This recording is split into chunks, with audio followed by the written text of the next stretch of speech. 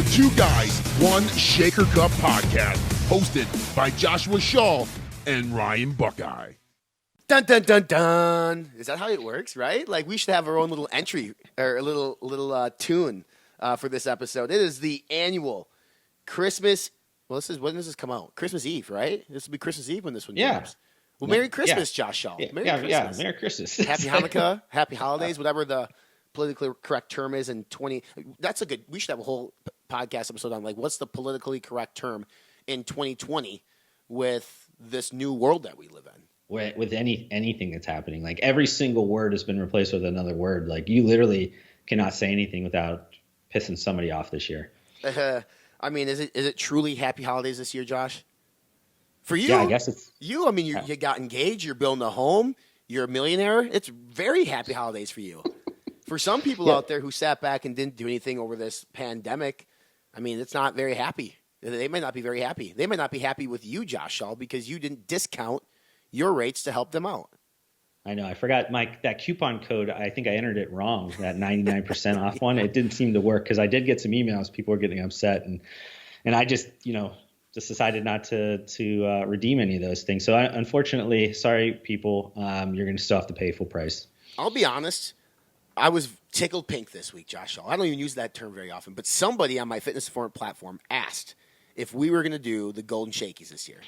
I saw that. I know. I'm like, wow, somebody actually cares about the Golden Shaky? Does somebody actually give a shit about what we have to say? I mean, the answer on the surface is apparently they do. And because of that, yes, obviously we planned on doing the Golden Shakies, and here we are. We're back with this year's edition or rendition or whatever you want to call it. And it should be a fun little year, I think, for us. The topics are very well put together by the one and only Josh Shaw. The reason why Josh Shaw puts these together is because he's just smarter than I am, plain and simple. I mean, he's out there dropping news on, Peloton dropping or $400 million for Precor Fitness, which is absolutely, I don't know. I mean, we should do a whole episode on that. I'm still torn on that one. But, Josh Shaw is the one that knows more than anybody on the planet, including myself. So it's a list of topics, some recycled from last year, and we're excited about it. But, yes, this is the annual Golden Shakies Award. And I will preface this, Josh, because I just got done doing the Fitness Informant Awards, and, my God, people are butthurt. So here's the deal. If you're not mentioned in this episode, don't be mad. I mean, these are not real awards. There's nothing like I have a real award for Brand of the Year. I'm like, you can hear it in the background, like it's on my desk. We don't have a golden shaker. We don't have a coupon code for discount services on joshshaw.com. Like, we don't have that. So just chill and enjoy. I know. We did plan, I think, in our head that we wanted to get an award. I think we were going to try to talk to Gronkowski to get one of those golden shakies, but you know what? Obviously, this means next to nothing in the industry, so why even go to that trouble? So maybe we'll do it next year. I don't know. Maybe if two people ask us if we're going to do it next year, maybe we'll pony up and get one of those Golden Shaker awards. I mean, I don't know about you, Josh, but times are going to have to be better off because I don't make that Josh Hall money. So, I mean, maybe Gronkowski can just, do that. Maybe we can ask him for a free one because that's the cool thing to do, right? And plus, I mean, when you're somebody like us, obviously people are asking about the show, then we deserve free swag and free stuff. So let's start us off. I got to start with this one because you brought it up before we went on here, and I spent some time with him this weekend. And this all stems. So if anybody is wondering like where this question came from or where this topic came from, Nick Stella with Rise you mentioned this just challenged Mark Lobliner to a boxing match. Because Mark does this thing where he goes in a sauna and he like answers questions, and he brought up the Rise protein bar, which is similar to the Outright bar. I've tried it, but less sugar. Saying something like it's discontinued or it didn't happen, and so Nick obviously rebuttal was that's not true. It is happening. I challenge you to a charity boxing match. So Mark is no stranger to boxing matches. I want to hear Josh answer this first because I would love to see Josh Shaw in a boxing ring. That would be the comedy of the year, I think. I don't even know. Like, you're so old you can barely move in and out of your chair. How you gonna duck a punch, bro? That's exactly how I approached this question too. I literally was thinking to myself, I was like, who is the oldest, to the smallest? Because obviously I can't challenge these 250-pound ex-bodybuilder guys or whatever, because they got me by 80 plus pounds, and it's not going to work out very well for me. So I really was trying to figure out that and racking my head. And it's funny because I thought, if I did pick somebody super old or whatever, then I'm kind of at a disadvantage that I have to win, because if I don't win, it's going to look even worse. You're also an asshole. If you punch the guy, you're an asshole. So, like, what are you doing, Josh? And honestly, when I was like going through this question, I was like, well, let me pick somebody that I actually like. I was like, because that would be pretty funny. So somebody that I've declared my love to quite a few times on this channel, and somebody that likes to punch the camera. So I figure I should redeem all the cameras and camera phones in the world because he's punched so many of them, is Jack Owak. I don't know why, but he punches these cameras all the time. And I'm thinking to myself, he probably could take me because, like, he's in really good shape. So maybe people, he's killing you, Josh. Yeah, I mean, I've seen him lift the hundreds and like things that I don't do. So, like, honestly, he probably could whoop my ass. But hey, what the heck? I mean, he could probably put up a lot of good money for charity and stuff, and it'd be fun. People would make fun of me, so it would be good. But I think that's probably a good one to pick, because I'm not going to pick anybody like that's just going to easily whoop my butt. I think Jack probably could, but whatever. I was going to pick Jack just for the sake of, I think people would want to see me get punched by Jack Owak, considering all the stuff that I've said in the past. But I had a conversation with somebody at the Olympia this last week, and they were telling me that they just did not enjoy their time at VPX. They do not like Jack. Simple as that. And I said, you know what? Regardless of what I think of the energy drink Bang, like, I have the utmost respect for Jack Owak and what he's built with Bang Energy. Like, how he did it behind scenes, behind closed doors, don't know. It's not my business. But building this fucking massive thing that he's got now is absolutely it's impressive. So for me, man, I'm not looking for the oldest person in the world, because I think I can hold my own a little bit. But I mean, I am 34 years old almost, Josh, and I am moving around slower than I've ever been before. But is this like a legit boxing match, like to the death, or is this like for charity where you maybe if you punch a guy, you're going to whisper in his ear, "Hey, man, I'm sorry about that one." Yeah, I mean, I don't think it's going to be to the death.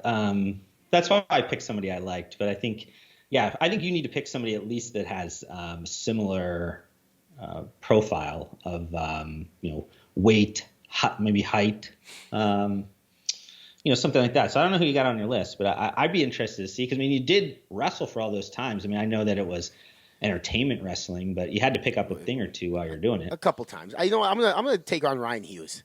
I'm gonna go because he shares my first name, and I have the utmost. So, with one arm or two arms, though?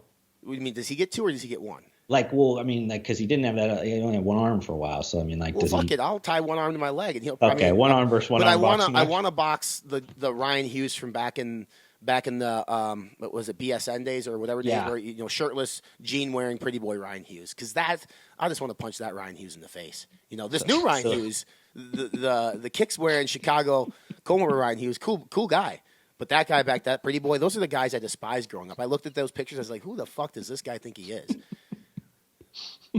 And I want to do it because I want Dan to sit front row, so when I beat Ryan Hughes, Dan can't do anything about it. He's got to witness what's going on.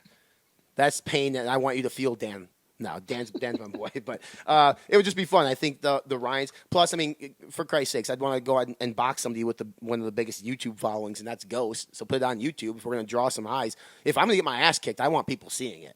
I don't want to get my ass kicked in silence, Josh Hall. And I sure as hell don't want to kick Ryan Hughes' ass in silence. I want people to know that I'm the Ryan in this industry.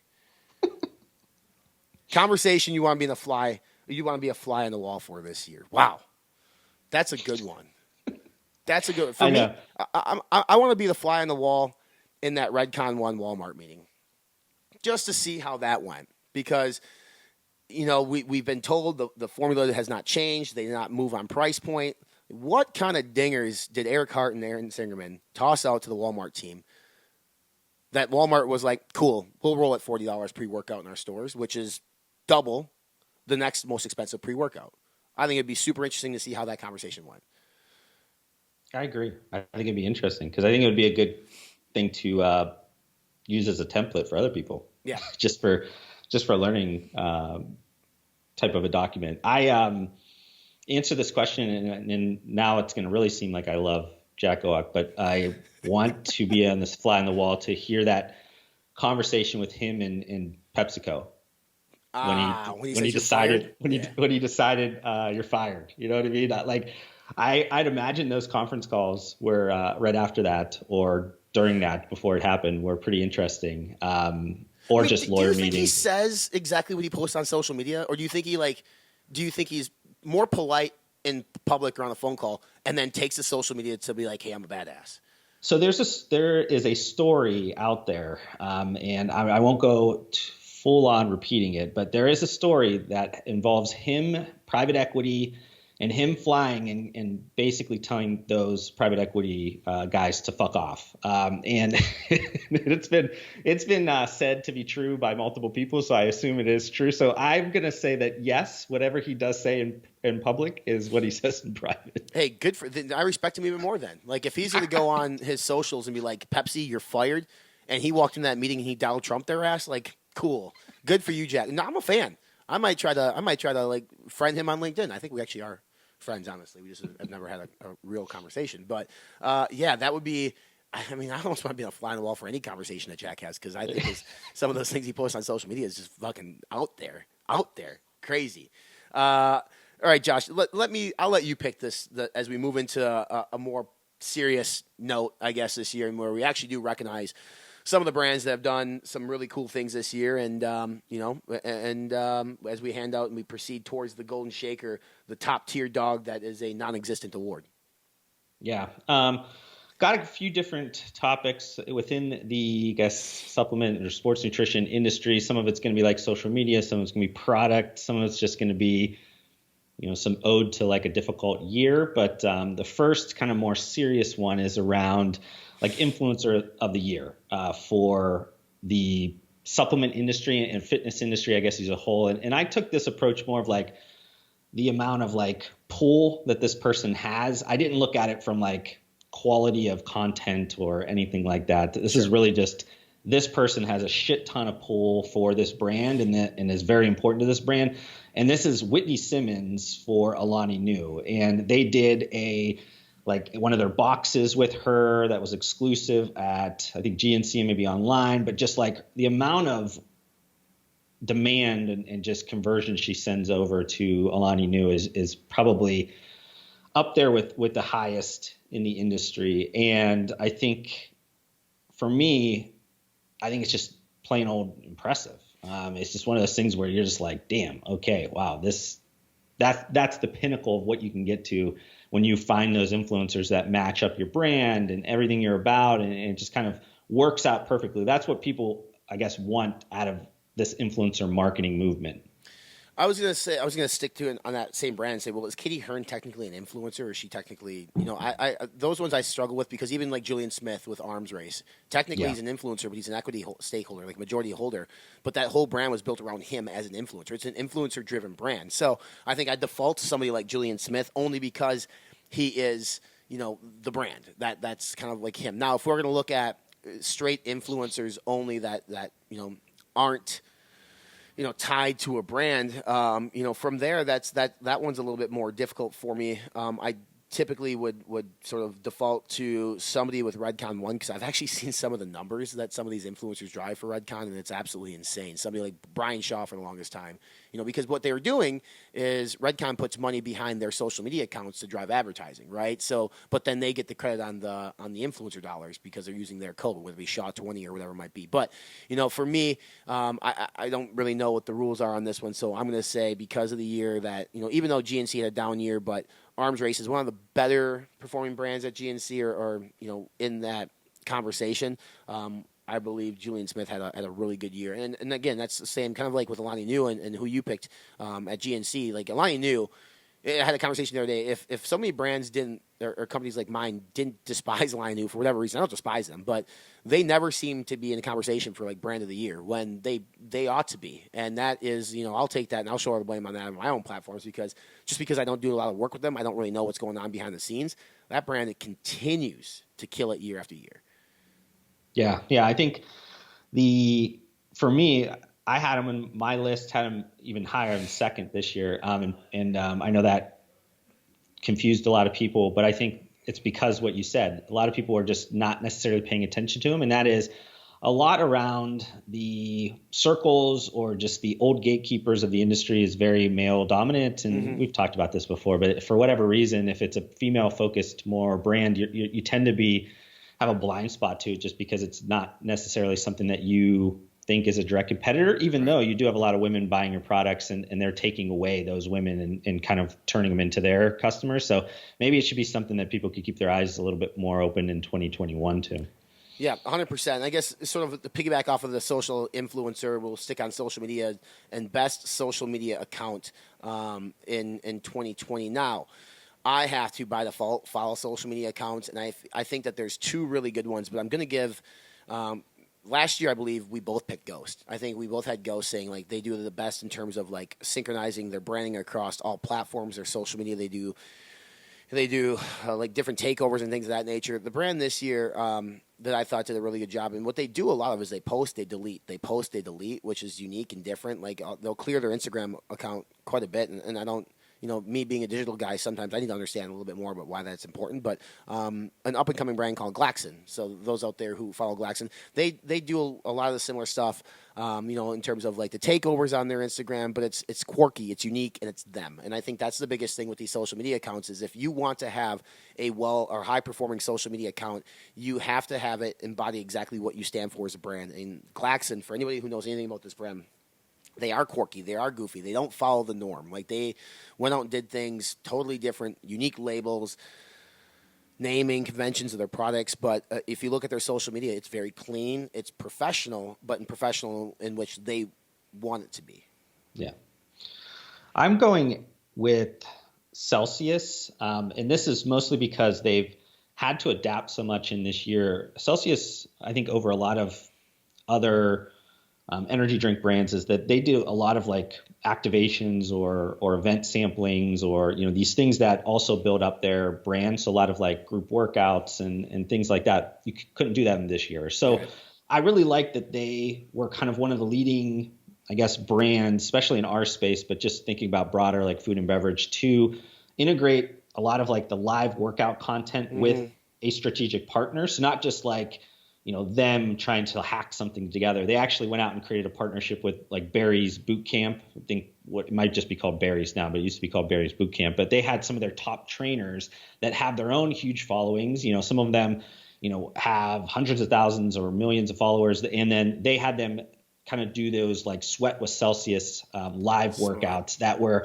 much more like higher quality than some of these other like just like terrible content pieces that you saw like around at home fitness. And I think that they did the best that they could to try to replace some of those like in-person events that they I mean, obviously it's not a huge replacement, but I think they took a good shot at that. Overall, I think they have a pretty, I guess, approachable social media over some of these other brands that are really like groomed and just look really nice, which is, I think, a trend of 2020 where a lot of the brands started to get more humanized, more just like, hey, this is just a person posting and trying to be like the brand that's more like a personal brand type of a feel over just like the highest quality stuff. And you saw that even on like TV ads and stuff like that this year. You had a lot of like these big brands that were shooting things in like TikTok form or things like that. So I think it was just a good year for Celsius in terms of their social media. You're big on Celsius as a brand in general, right? Like you like their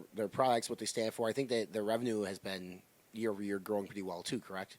Yeah, I mean, product wise, I mean, in terms of me personally, I don't necessarily enjoy the product because I'm more of like the very sweet like Monster or Bang or things like that. But what I'll say is like the product is unique enough that it has its own little like crew and it just has its own tribe and that's been building up and it's grown immensely this year. And I just like a lot of the stuff that they do underneath the hood. So I think it's just one of those brands that should continue to grow like over the next couple of years. Very cool. No, that I like the brand too. I'm not the biggest fan of the product itself either, but best new product of the year. This is actually, we do a product of the year as well over at Fitness Informant, so I'm probably going to stick with mine, but I'll let you go first, Josh, because I'm sure not everybody has heard mine by now. I actually think ours is the same. And this is mostly because I think it's just the category is so different than what that brand has done before. And I really like that it was internally, I called it kind of like demand side innovation, where like really it was something that was asked for and then created over like created and then sold. So for me, it was Ghost Glow. And I think just that category of products we talked about before, like nutraceutical or the what am I trying to say? Nutri-cosmetic category of products as a whole is becoming extremely important. And I think that Ghost did it in a unique way, and they're probably a brand that people didn't expect them to come out with one of those products, even though it works well. But I just don't think that if you looked at all the things they were doing, that was something that would have been on your radar to say, oh, they're going to launch this product.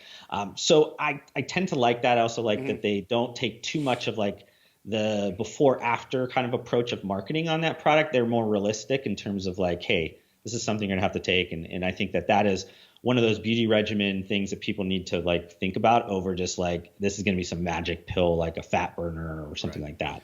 And I think for people out there kind of wondering what this is, Josh hit the nail on the head. A Nutri-cosmetic product. It's good for skin health. But to the point that Josh made to start the conversation, it was asked for by their influencers and their ambassadors. Alani Nu makes a product that's very similar, that's seen really good numbers in GNC. Not in terms of the science, the geeky part of it, the Ghost product is much better. And mine actually was from Ghost, but it was actually the other one. And I went with Gamer. And I went with Gamer because of the context of this year, of 2020. So gyms closed. You didn't have access to, workout facilities. So pre-workouts, proteins, and things of that nature weren't high on the list. But what happened, and Josh can attest to this, and we're going to have a podcast episode upcoming about this, but like gaming boomed. It went crazy. People were reselling like their Super NESs on Craigslist and Facebook Marketplace for like 3 times of what it would normally go. Like you could buy a Super Nintendo. People were selling it for like $75 to $100 when normally you could get it for like $25.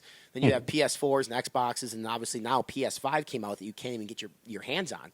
And you're paying $6,000, $7,000, $8,000, $9,000 in the aftermarkets for Christmas time.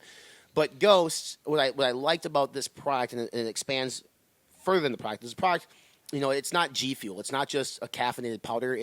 There's actual cognitive benefits to it in terms of alertness. There's scientific data behind the ingredient called New Level, which actually was tested on gamers, which has increased kill rates, et cetera, et cetera. But it's a sports nutrition brand coming out with a gaming supplement in a time in which people had nothing to do but game, and the more uptick in gaming. And not only did they release a product, they embedded themselves in that culture. So they have Warzone Wednesdays. They have Ghost Gamer like handle. They partnered with a gaming company or gaming team, and they do Twitch streams. So they took it all on, and they went all in on gaming versus just saying like, hey, here's another pre-workout, here's a pump powder. They went all in and lived the culture and became part of it. I think it's definitely a good move. I think both of those products had worked out really well for just this year. I know it wasn't something that you timed it up, because when they were launched, you would have had to know that this was something you wanted to do the year before. It wasn't like 2020 created these things, right. But I think it was definitely both. Just like sometimes you get lucky with timing, I guess, and that was something that worked out pretty well. Wanted to talk about like best like rebrand or best, I guess, packaging. Well, last year we had best packaging, but just like, I think it could be rebrand as well. And I'm going to go with one we've talked about before, and maybe you'll agree with me on this, is Alani Nu.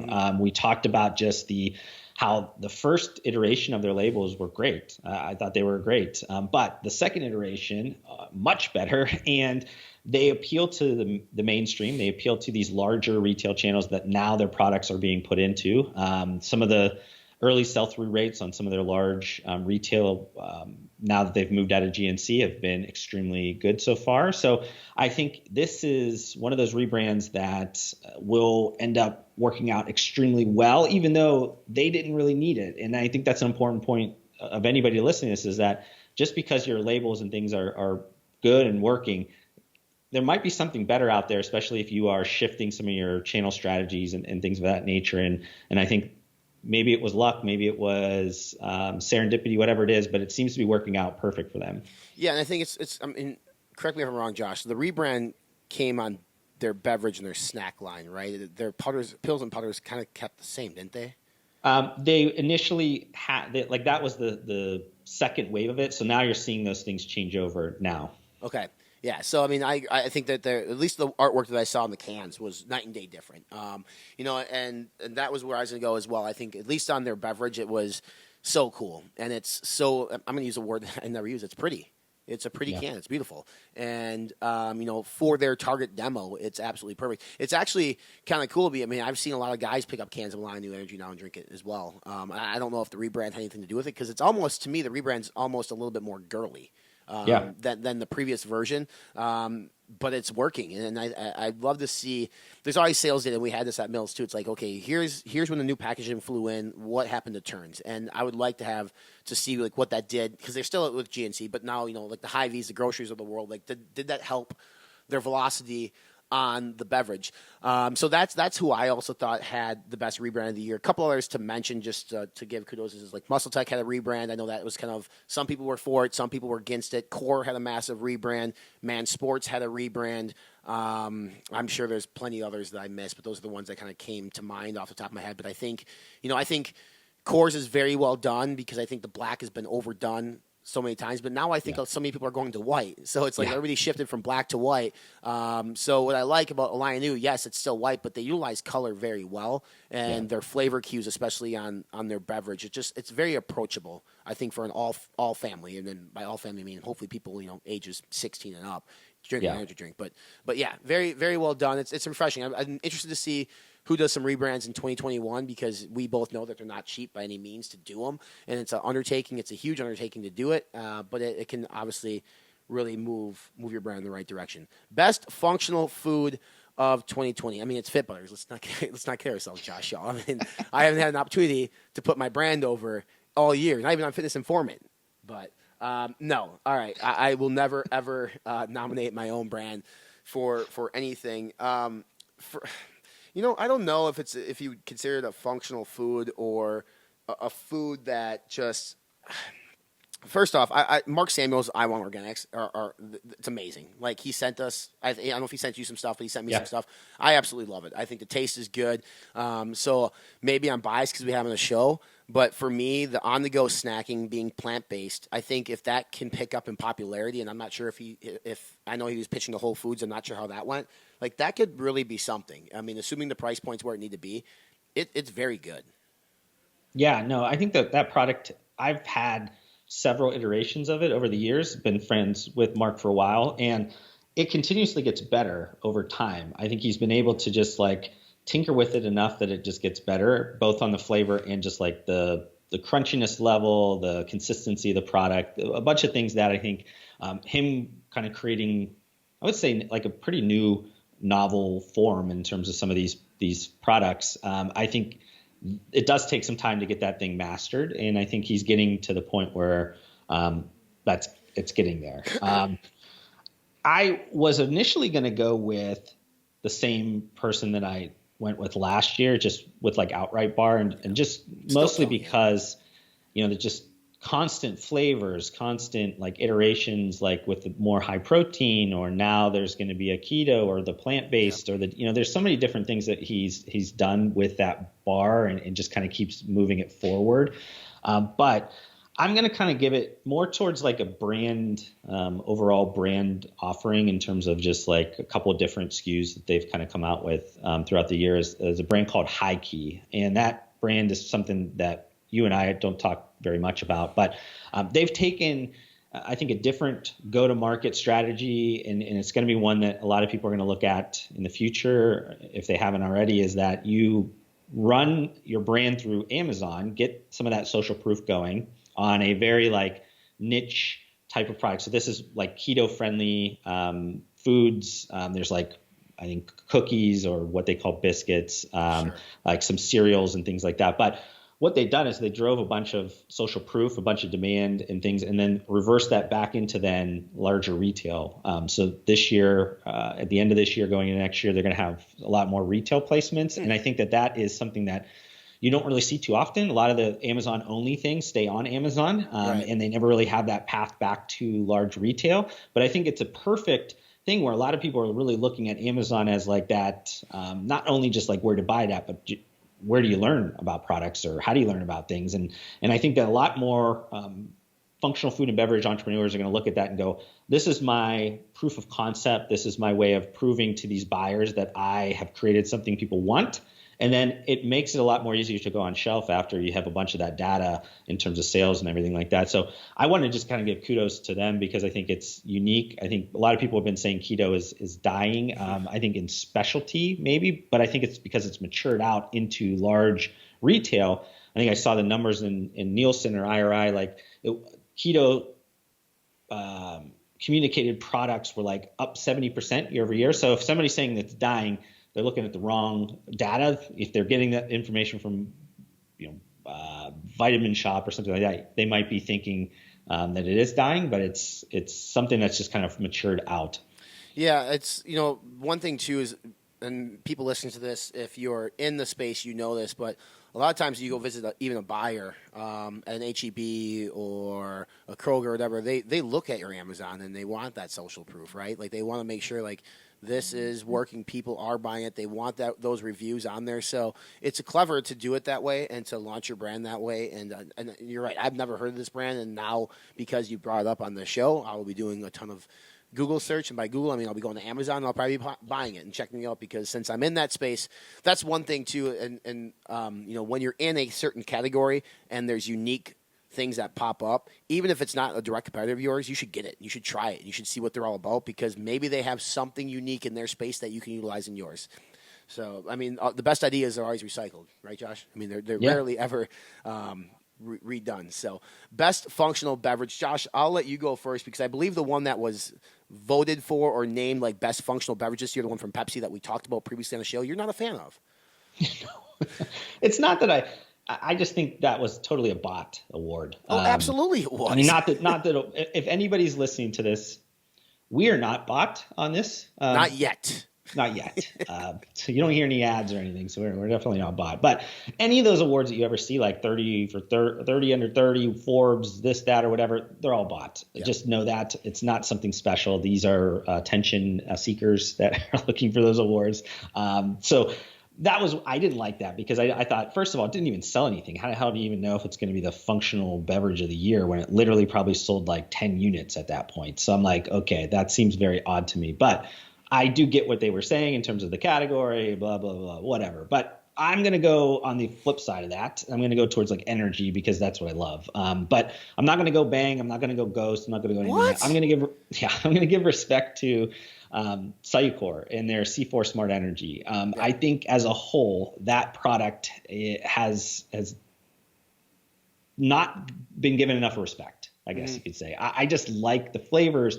I like the can. I like a lot of the way that they have the copy on the can. Like there's a lot of things that they do, I think, with that product that is great. And it doesn't get a lot of respect. I don't see a lot of people ever talking much about the Smart Energy products. And that's mostly maybe because they are confused about the regular C4 or the Smart Energy or whatever that is in large retail. But I tend to always go back to that beverage over and over again. I just tend to like it.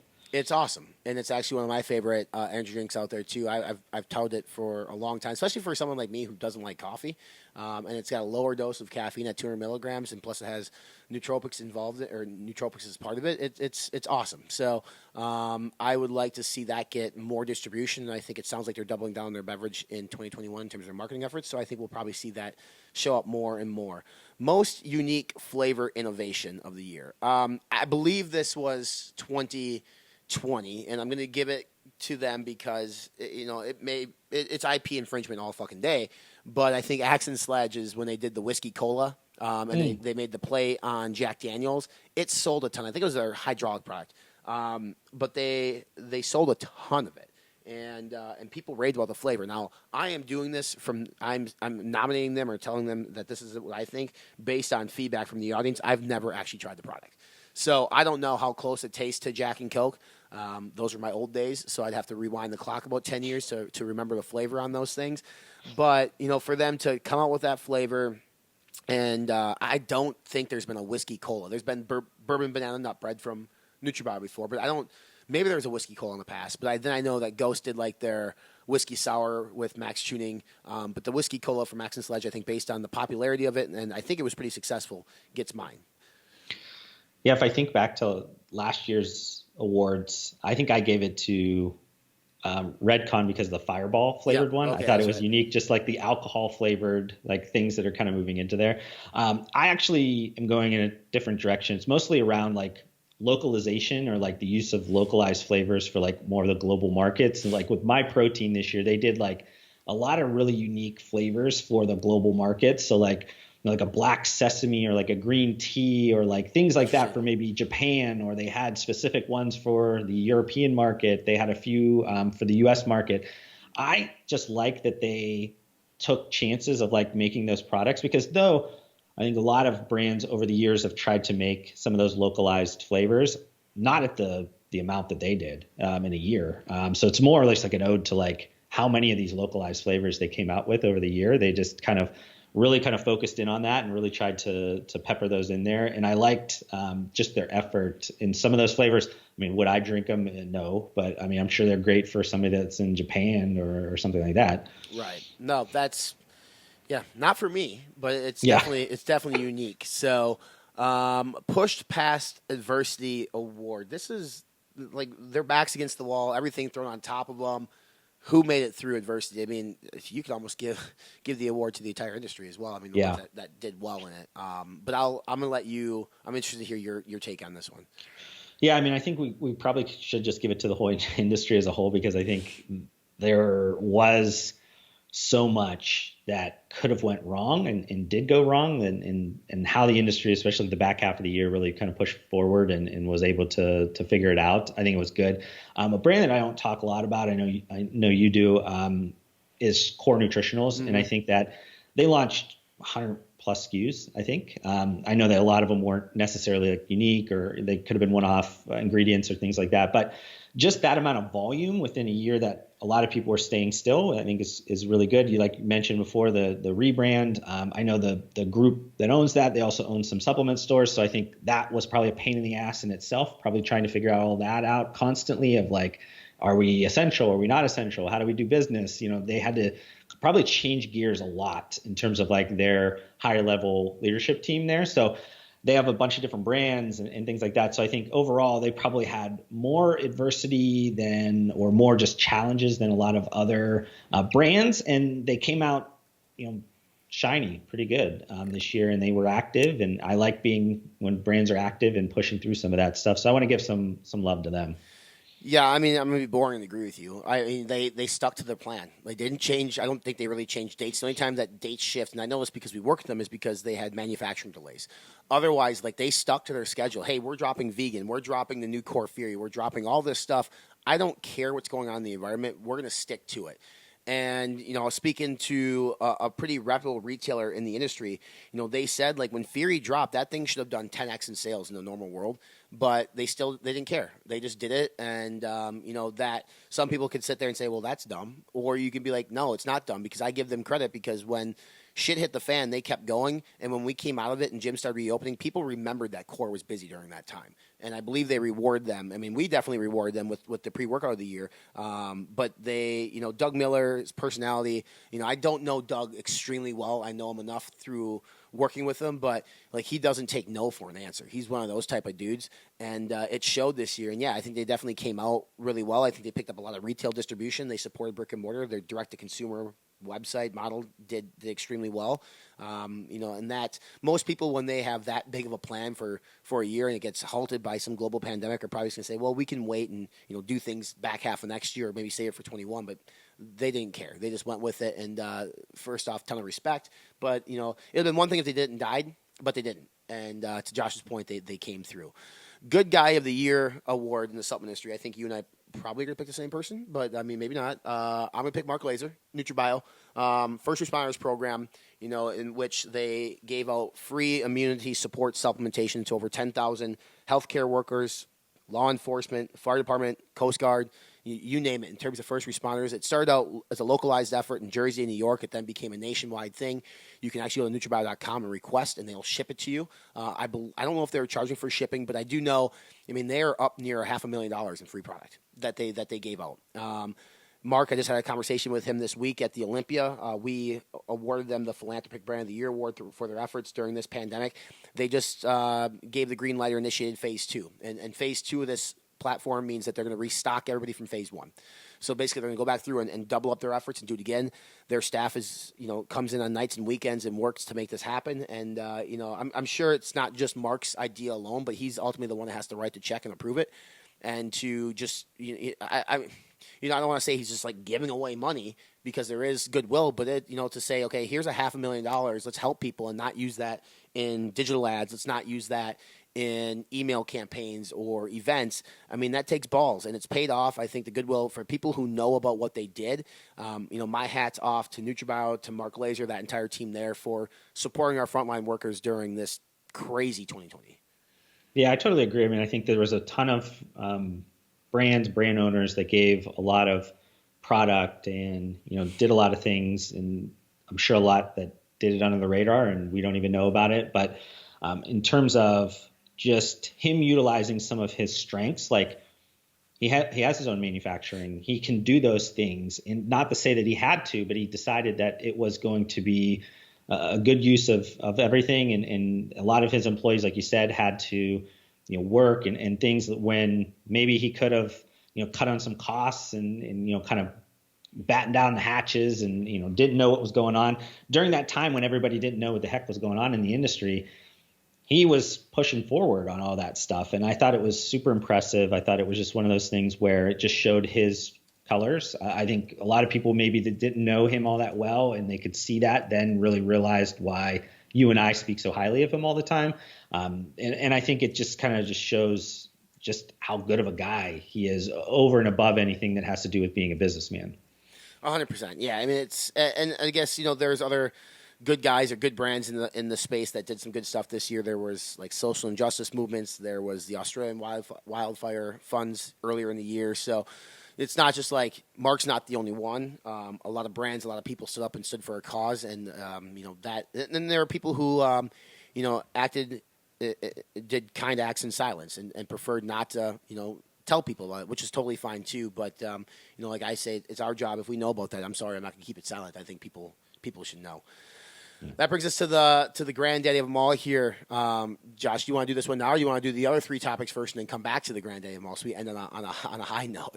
Yeah, last year I think we ended on a bad note, so maybe we should do some of those worst topics. Let's come back to that. We'll come back to that, as that's the main event. But worst social media fitness content trend. For me, it is going to be anybody who suddenly became a professional fitness trainer over the pandemic, an at-home fitness trainer. Because everybody said, this is how you should use your resistance bands. This is my affiliate code for XYZ. You need to get this. I mean, I get people trying to help, and I understand people are like, hey, I can't go to my waitress job, my waiter job. I can't do this and that, so I need to make income somehow. But so much of the content that was put out was just, I mean, it was like Josh Shaw wrote a book on how to work out. It was so bad. I almost had to walk away from social media, Josh. I didn't know what to do. I think we were on the same wavelength here. And honestly, like with that at-home fitness workout trend, and I mentioned, what Celsius did and some of these brands that did it the right way. Then the flip side of that is, I guess, the Instagram want the attention type of vibe of like, you see some of their workouts they already put out that are like the most ridiculous like movements that you've ever seen. Like they could just do the most basic movement, but yet they want to try to sensationalize these like crazy movements. But think about that at home. So you had people doing like leg presses with their couches, and you had all this kind of stuff, and you're sitting there like, this is cringy. This is just not for me. And I respect that, like you said, people are trying, they're doing what they can or whatever, but just like, let's leave that in this year, please. Let's like move forward and do something else next year. Yeah, right. Well, we'll see if next year is actually somewhat normal after the summer. Maybe we'll get back to booty pics, which is what I know you prefer on social. Next one here then will be the worst pandemic product trend. I think this is. I seen advertisements, Josh. I seen products in which use the language, and I shit you not, could cure COVID, could combat COVID. What are they doing? Why? You can talk about like it can boost your immunity, your immune system, because vitamin C and things of that nature does. Yeah. But when you use the word COVID in your ad campaigns or in your social media post, you have now graduated to being a fucking idiot. And not only that, I think you're breaking the law. I think you're like making claims about a product which are absolutely, definitively not true. Yeah, no, that was a terrible trend. I think we mentioned it in a few videos of just like people trying to take advantage of everybody's scared kind of state. But I'm going to go totally different, and it's actually a topic that we're going to cover in the next one, and it's around like just utilizing esports as like this product trend. Brands that literally have absolutely nothing to do with esports, have never played a video game in their life, have no aspect of, but yet they're launching these things. And to me, I get why. I get that you see the dollar signs, you see the growth, and you spot these trends. But just being able to spot the trends doesn't mean that you should just go and do those things. There's always the on trend, on brand. If you're not on brand with that on trend thing, let somebody else do it, because all you're going to do is end up like just muddying up the waters of your own brand. And I saw so many brands this year that came out with things like this year. So like a lot of them, it just didn't work out. And like we mentioned before with Ghost, they did it the right way, or just a much better way than, the approach of a lot of them was, here's a product that's a pre-workout that's repackaged, and it says esports and gamers on there, so you guys should buy it, and we're going to charge an extra $10 for it. Why not? It's like the pink tax, Yeah. It's the same thing. So, moving on here as we try to wrap up the show, the Shaky, the Shaky Award. What brand was the shakiest in 2020? Now, Josh and I have to be very, very careful on how we word the next things we're going to say, because it needs to be based on factual information. And I almost want you to go first. I'm just like, who goes first on this one? And I hope this doesn't come off as like being extremely, negative as such. But, for me, it's like, okay, can you list one brand? Well, what brands went out of business? I think you could list several brands that kind of went away. I mean, I guess Spar Nutrition went away almost late last year. I don't think they necessarily went away in 2020, maybe. I know like Olympus Lifestyle had their rebrand, relaunch, and then they kind of went away. And my latest on that is I think they're still around, coming back. But, that would be mine. Like, instead of like directly saying, okay, well, Sparta was at a high point and now they're nowhere to be seen. Last November, they had authentic collabs with Icy. They had authentic collab with, what was the other one? Smarties. Something else. Maybe I can't. Dippin' Dots. Maybe Dippin' Dots. Yeah, and I don't know. Like, as of January 1, 2020, were they still around? I don't know. But I mean, I'm just saying, like, they should have been. They had so much going for them. They were one of the top selling brands at bodybuilding.com until they pulled out, went to GNC. Or maybe it was reverse. I don't remember which one it was first. But like, they were at a high note. I know they had issues with stockouts. And I don't know what the status is on that company. So for me, that would be like, it's Sparta Shaky, because we don't know where they're at. We haven't heard from them in forever. And at one point, they were super high up on people's lists. And they made, they made fairly decent products. So that's where, I would like, do I want to see them come back? I mean, I don't know. If they can make a compelling story and give us a reason as to where they went, I think it could be, helpful. But to me, that's one of the bigger fall downs of late 2019, early 2020. Yeah, that was the name that I had on there, and it has nothing to do with like, any, I guess like rumors or anything. Like, it's just literally like, yeah, I mean, they were growing. Things were going well. They had a lot of the partnerships behind them. They had a lot of things going on in terms of buzz, and then boom, it's like lights out. And I know that, both of us are super curious. We've been super curious about this, and our hope is, in the next early part of next year, we'll be able to kind of get some more understanding of all that, because I think there's probably a lot of stories that we need to know about, or at least would be interesting for people to know about, I guess. Is obviously it's none of our business, and right. It's nobody's business if they don't want to say anything. But in the industry, there are a lot of like shooting stars, but even a shooting star, the next couple of years, they just kind of like, you see them fading out. Where like, this is like a shooting star that then just like disappeared into a black hole, or like, where did it go? Right. And I think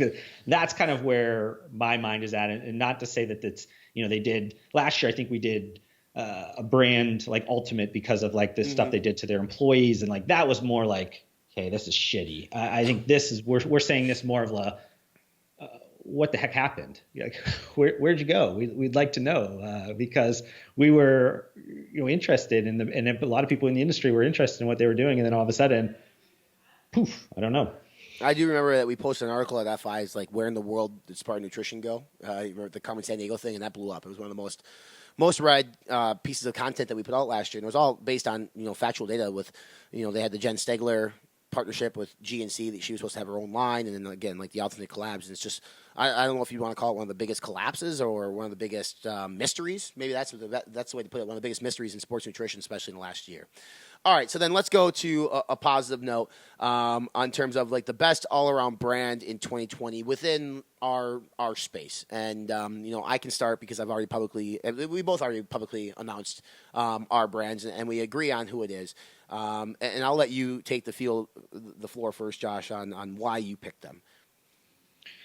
Yeah, it's Ghost, and it's been Ghost every single year that I've ever put these lists together. And my list is not the same as a lot of other people's lists. Mine is not necessarily even product centric. It's something that is more just strategic moves and things that happen throughout that year, and how well the company is positioned, and some of the wins, and how they've overcome some of the losses. And I think overall this year, like we've mentioned before, it was a difficult year for sports nutrition as a whole. And I think that Ghost had a lot of things working against them. Their biggest customer went bankrupt. I think is something that they haven't really talked about publicly, but it is something that took a lot of mind share, took a lot of just emotional stuff to kind of get through.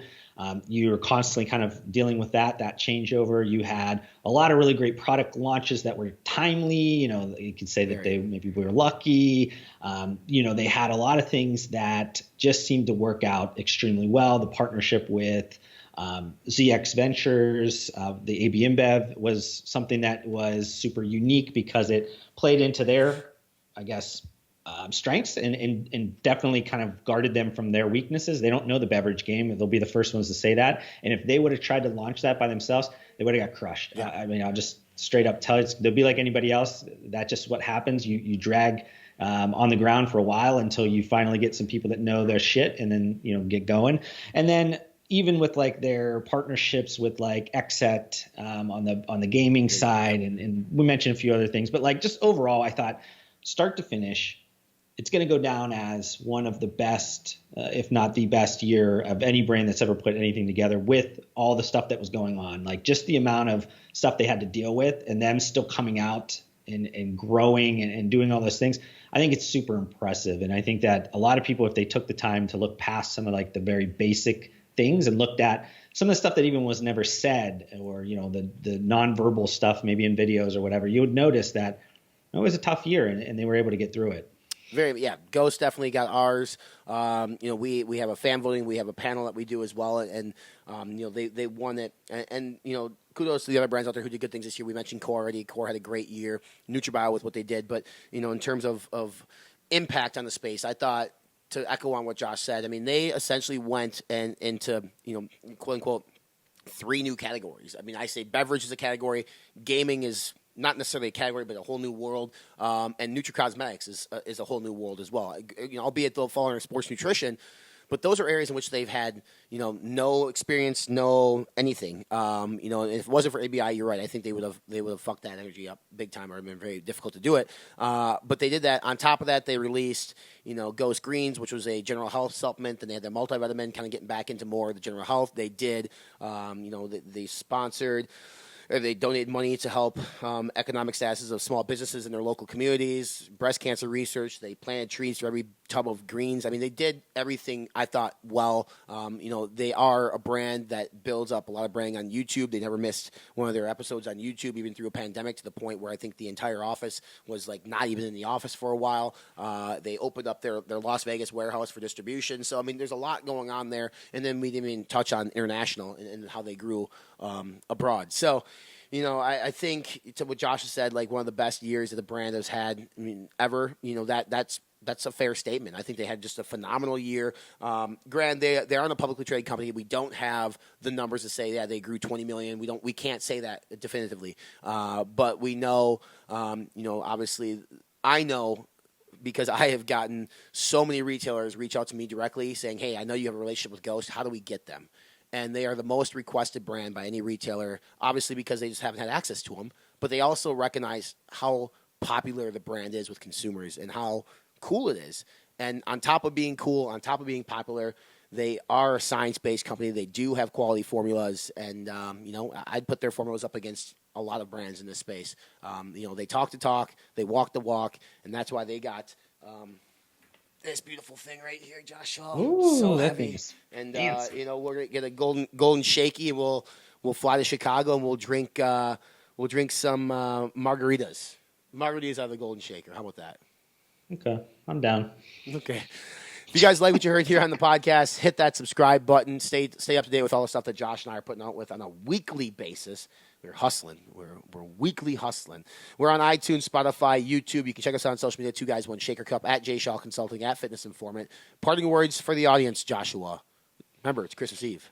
Be nice. Yeah, I mean, hopefully Santa Claus comes or whoever your version of Santa Claus comes and gives you all the things you wanted. But if he didn't, hopefully you can reflect back on this year and get a little hindsight, realize that it was a challenging year and you made it through. And I think that that's going to be something that you're going to look back on years from now and go, this is something that's going to toughen me up for the future.